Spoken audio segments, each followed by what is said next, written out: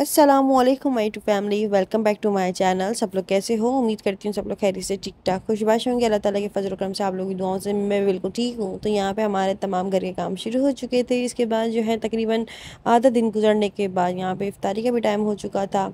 तो सबसे पहले आज मैंने सोचा कि यार मैं आज क्या बनाऊँ। मतलब आप लोगों को याद होगा कि ये मैंने दाल भिगो के रखी थी क्योंकि मुझे इसके दही बड़े बनाने थे। और फिर ये हुआ कि मेरी सासू माँ ने मुझे मना कर दिया था कि अम्बर दही बड़े मैंने बनाने हैं कि तुम मत बनाना। तो इसको मैंने वापस फ्रिज में रख दिया था। लेकिन जब मैंने इसको नेक्स्ट डे फ्रिज में से निकाला तो ये दाल थोड़ी सी कड़क हो रही थी। तो मुझे नहीं लगता कि इससे जो है ना सही वाले दही बड़े बन सकेंगे। तो जो है ना फिर मैंने अम्मी से भी डिस्कस किया था और भाभी से भी, तो उन्होंने यही कहा कि अम्बर इसको जो है ना डिनर में यूज़ कर लेना। इसको मूंग की दाल जो बनती है ना वो बना लेना, इसके दही बड़े ना बनाओ, मतलब ज़्यादा बेहतर है। अब देखती हूँ क्या करना है। तो खैर इसको फिर मैंने वापस फ्रिज में रख दिया था। फिर मैंने थोड़ा सा जो है ना बेसन घोला और इसमें आलू के पकोड़े बना रही थी मैं। तो ये है। और मिक्स पकोड़े जो है ना वो मेरी सासू अम्मी बना रही थी। अच्छा जी, यहाँ पर ना मैंने थोड़े से मसाले ऐड करे थे। इसके अंदर हल्का सा नमक ऐड किया था और कुछ मसाले ऐड करे थे। अच्छा, होता यूँ है कि बेसन हम चख ही नहीं सकते हैं कि आप बेसन में नमक कम है या ज़्यादा है, क्या है क्या नहीं। तो इसमें हर चीज़ अपने हिसाब से और सही मिकदार में डालो तो ज़्यादा मुनासिब है। थोड़ी सी हल्दी डाली, थोड़ा सा हरा धनिया डाला और लाल मिर्ची डाली पिसी हुई कुटी हुई, हल्की सी डाली थी खुशबू के लिए। और साथ साथ में इसमें जो है ना अजवाइन डाली थी मैंने। और ये सारी तमाम सारी चीज़ें डालकर इसको मैंने अच्छे से मिक्स कर लिया था। और मिक्स करने के बाद इसको मैंने रख दिया था। अच्छा, हुआ यूँ कि मतलब पिछली वीडियो में आप लोगों ने देखा होगा कि हम सब लोगों ने साथ मिलकर इफ्तारी करते थे माशाल्लाह माशाल्लाह से। तो उसमें ये होता था कि मेरे बर्तन बहुत ज़्यादा जमा हो जाया करते थे। छोटा सा किचन है तो फिर वो डाइनिंग टेबल पे भी रखे होते थे, किचन का स्लैब भी फुल हो रहा होता था।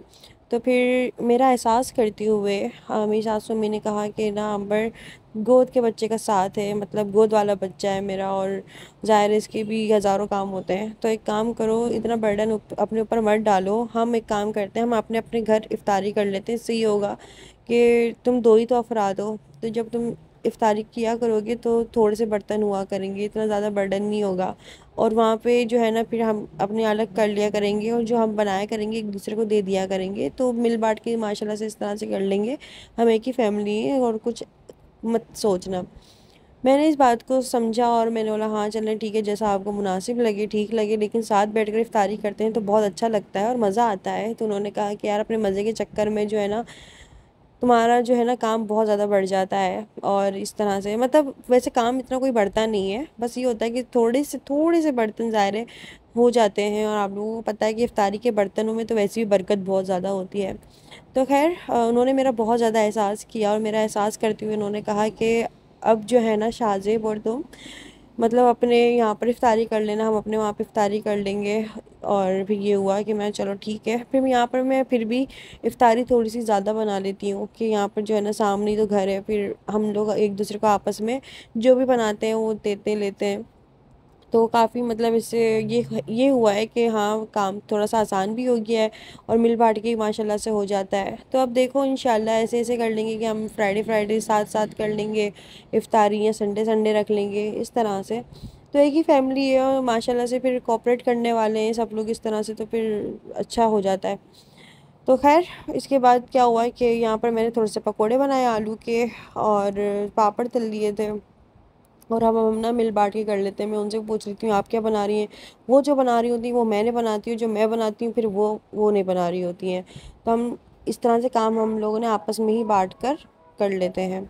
तो फिर इसके बाद जो है ना फिर मैं इनसे बोल कर आई कि आप फ्रूट चाट मत बनाइएगा, फ्रूट चाट मैं बना लूँगी। और यहाँ पर जो है ना फिर सारी कटिंग कर रही थी अमरूद की। अच्छा, मैं अमरूद की ना बीज निकाल देती हूँ क्योंकि ना इसके दांत में फंस जाते हैं और वैसे भी ना कुछ खास चबाए नहीं जा रहे होते इस तरह से।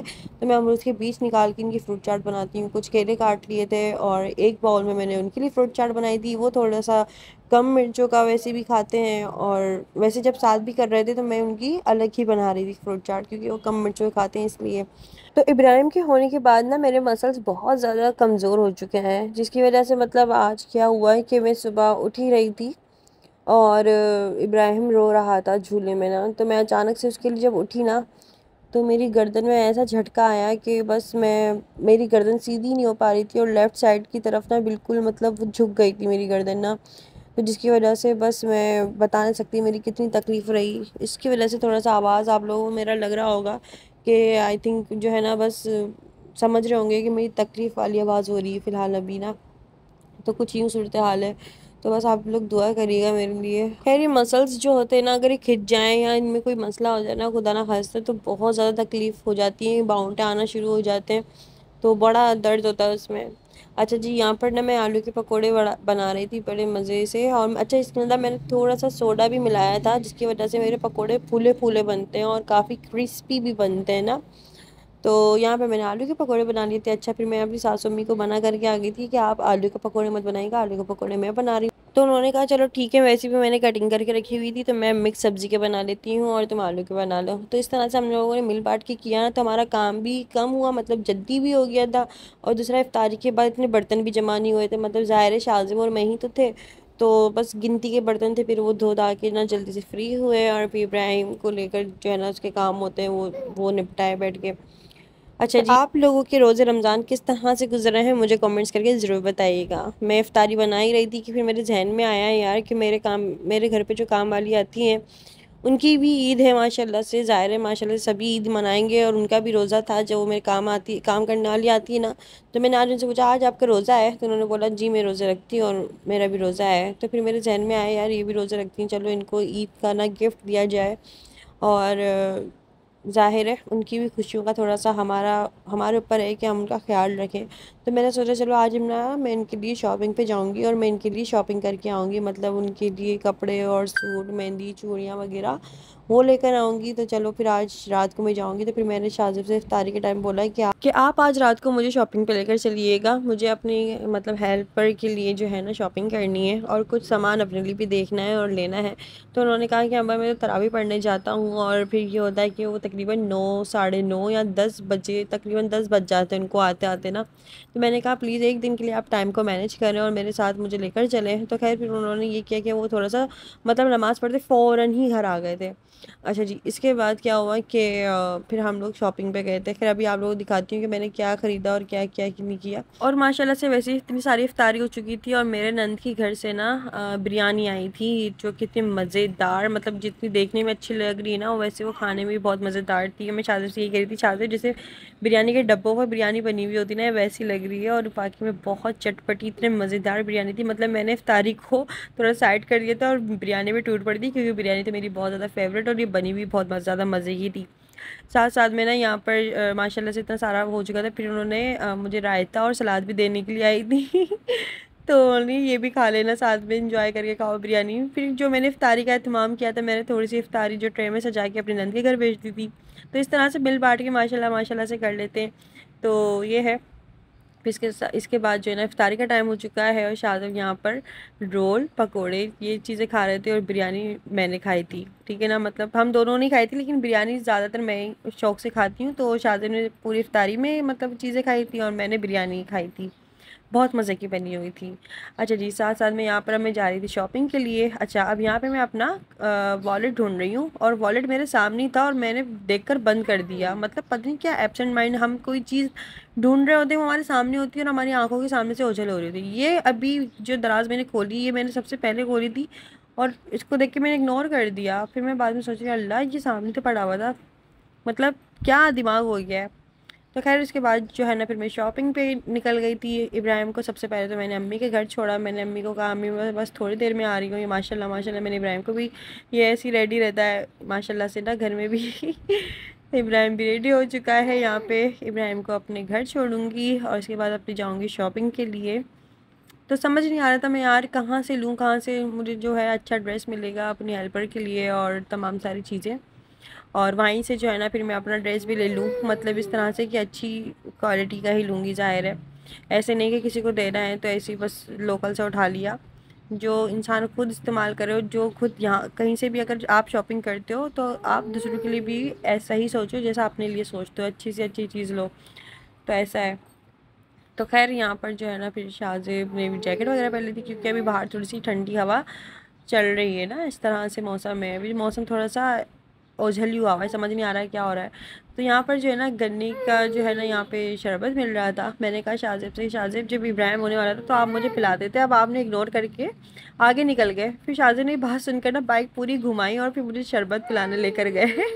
इसके बाद ना हम डिसाइड नहीं कर पा रहे थे हम बुलीवर्ड मॉल जाएँ हम जैज़ब जाएँ। मैंने बोला चलो हम यहाँ पर चलते हैं जैज़ब में, हम मुझे घर की और चीज़ें भी लेनी है तो मतलब मैं वो भी देख लूँगी। इसके बाद ना मैंने सेल्फी कैमरा खोला, पीछे देखा शाहज़ेब भी नहीं। मैंने बोला है ये क्या प्रैंक कर दिया। वो देखा सबसे ऊपर खड़े हुए और वहाँ से टाटा कर रहे थे मुझे। अच्छा इसके बाद ना मैं क्रॉकरी में आ गई थी, सीधी सीधी चलती हूँ। शाहज़ेब ने बोला जो काम करने आई ना पहले वो कर लो, बाद में देख लेना है ये सारी तमाम सारी चीज़ें। ये मुझे प्लेट बहुत अच्छी लगी थी, मैं चलो नेक्स्ट टाइम आऊँगी तब ले लूँगी। यहाँ पे मैं कुछ डिनर सेट देखने भी आई थी लेकिन ये काफ़ी ज़्यादा महंगे मिल रहे थे क्योंकि ज़ाहिर ही 61 पीस कोई 70 पीस इतने पीसेस के थे। मेरा इतने पीसेस का क्या करना है भाई, जगह भी नहीं है और वैसे भी काम भी नहीं आ रहे, जो रखे हुए हैं वही काम नहीं आ रहे। तो यहाँ पे मैं कुछ चीज़ें देख रही थी लेकिन मुझे कुछ खास समझ में नहीं आई। तो मेरा ध्यान सारा उस पर था कि मैं जिसके लिए जो चीज़ लेने आई हूँ ना पहले मैं वो ले लूँ और इन चीज़ों का तो मैं बाद में फिर मैं कभी लेती ही रहूँगी और मतलब देखती रहूँगी जो भी है। तो ज़्यादा टाइम ना हो जाए, अपना बच्चा घर पे छोड़ के आई हूँ। तो मुझे यही था, शाहज़ेब भी मुझे यही बोल रहे थे कि अंबर पहले उसके लिए शॉपिंग कर लो फिर अपनी सारी तमाम जो है ना एक्स्ट्रा टाइम लगाती रहना यहाँ पर जो भी है। लेकिन हुआ कुछ यूँ कि लेडीज़ कॉर्नर जो था ना वो बिल्कुल लास्ट में था और हमें इन सब चीज़ों से गुजरते हुए जाना था, मतलब कपड़ों के उधर ना, मतलब कपड़ों के पोर्शन पे। तो इसलिए वहाँ पे फिर सबसे पहले मैं क्रॉकरी पे रुकी, फिर मैं बेडशीट किस पे रुकी, फिर मैं पर्स किस पे रुक गई। ये पर्स मुझे बहुत ज़्यादा अच्छा लग रहा था और ये पर्स मैं ले भी रही थी, लेकिन जब मैंने इसको खोल कर देखा ना तो इतना ज़्यादा कुछ खुल ही नहीं रहा था। मतलब अभी आपको वीडियो में जितना नज़र आ रहा है ना, जितना ही खुल रहा है बस ये उतना ही खुल रहा था इस हद तक। मतलब मैंने बोला है इसके अंदर तो कुछ चीज़ मैं रख ही नहीं सकती, ना मैं मोबाइल रख सकती हूँ ना मैं पैसे रख सकती हूँ, और अगर मैंने पैसे रख भी दिए इस पर फोल्ड वगैरह करके तो फिर इसको निकालना एक टास्क बन जाएगा मेरे लिए। लेकिन ये पर्स मुझे लग बहुत अच्छा रहा था और मैं इसको लेने ही वाली थी कि फिर मैंने इसको खोल कर देख लिया और फिर मैंने नहीं लिया। अच्छा जी, यहाँ पर जो है ना फिर मैंने कुछ अपने लिए कपड़े लिए और अपने लिए मैंने 2 पीस लिया और अपनी हेल्पर के लिए 3 पीस लिया क्योंकि वो दुपट्टे के साथ जो है ना वो सूट वेयर करती है। 2 पीस में मैंने अपने लिए ट्राउज़र और शर्ट लिया था, वो घर जाके आप लोगों को ज़रूर दिखाऊंगी। मैं उसकी वीडियो नहीं बना सकी, पता नहीं क्यों, ही शाहज़ेब के पास मेरा फ़ोन था इसलिए मैं भूल गई। तो खैर यहाँ पे मैंने कुछ सामान लिया, अपने लिए भी कुछ हेयर बैंड वगैरह लिए और क्लिप्स वगैरह लिए और थोड़ी सी चूड़ियाँ वगैरह ली। अपने लिए तो ये वाली चूड़ियाँ ले ली थी और बाकी अपनी हेल्पर के लिए मैंने कांच की चूड़ियाँ लेनी थी। तो इसलिए फिर मैंने अपने घर के करीब जो है ना बाज़ार, वहाँ गई, उसकी मैचिंग की मैंने चूड़ियों का सेट बनवाया और फिर मैंने ये ले लिया था उसके लिए ना। अच्छा जी, तो कांच की चूड़ियाँ ज़्यादा प्यारी लग रही होती हैं। अल्लाह इब्राहिम। अच्छा जी, कांच की चूड़ियाँ ज़्यादा प्यारी लग रही थी तो इसलिए मैंने ना यहाँ पर इसके लिए ग्रीन और पर्पल कलर का सूट लिया था, तो इसलिए ग्रीन और पर्पल कलर का मैंने सेट बनवाया। तो एक दिन पहले ना मतलब मैंने अपनी हेल्पर से जो है ना उनकी चूड़ी उतरवा के ना उनका साइज़ ले लिया था। और वैसे तो मैंने सोचा यार मैं उनके लिए चप्पल भी ले लूँ, लेकिन मुझे उनका साइज़ नहीं पता चल रहा था क्योंकि चप्पल का तो आपको पता है पहनकर ही पता चल रहा होता है कि आपको चुभ रही है, आप कंफर्टेबल हो कि नहीं हो। तो मैंने सोचा था कि यार मैं एक चप्पल भी ले लूँ एक अदद उनके लिए जो है ना मैचिंग के लिए, लेकिन मुझे उनका साइज़ का जो है ना फिर इशू हो रहा था। तो खैर फिर यहाँ पर मैंने सोचा कि चलो फिर ईदी में ही मैनेज कर लेंगे वो सारी चीज़ें ना। और ये वाला जोड़ा है जो मैंने उनके लिए लिया है मुझे बड़ा अच्छा लगा था इसलिए। और ये यहाँ पर ना फिर इसके बाद तकरीबन थोड़ी सी चीज़ें हम लोगों ने शॉपिंग करने के बाद फिर मैंने शाहज़ेब से बोला अब आपका काम है कि आप इसको पैक कराओ, क्योंकि वैसे भी हमें ना वहाँ से आते आते 12:30 बज चुके थे। मुझे इब्राहिम की भी वो हो रही थी कि इब्राहिम क्या कर रहा होगा अकेले। अकेले तो नहीं, खैर अम्मी के पास था वो, अम्मी तहसीन भाभी माशाल्लाह से घर में काफ़ी लोग हैं उसको संभालने वाले। तो मुझे ये था बस इब्राहिम के पास अब जाना है, ज़्यादा देर हो गई है। तो मैंने जस्ट छोटा सा ये गिफ्ट है मेरी तरफ से जो कि मतलब मुझे ये था कि यार वो देखकर खुश हो जाएगी, उसको अच्छा लगेगा चलो जो है ना मुझे भी ईद का गिफ्ट मिला है। और इस तरह से मैं ना शाहज़ेब से कि अच्छी सी इसकी पैकिंग कराइएगा और चूड़ियों को भी पैक करा लिएगा अच्छे से ना, और मेहंदी वगैरह भी यहाँ से ही ले ली थी मैंने।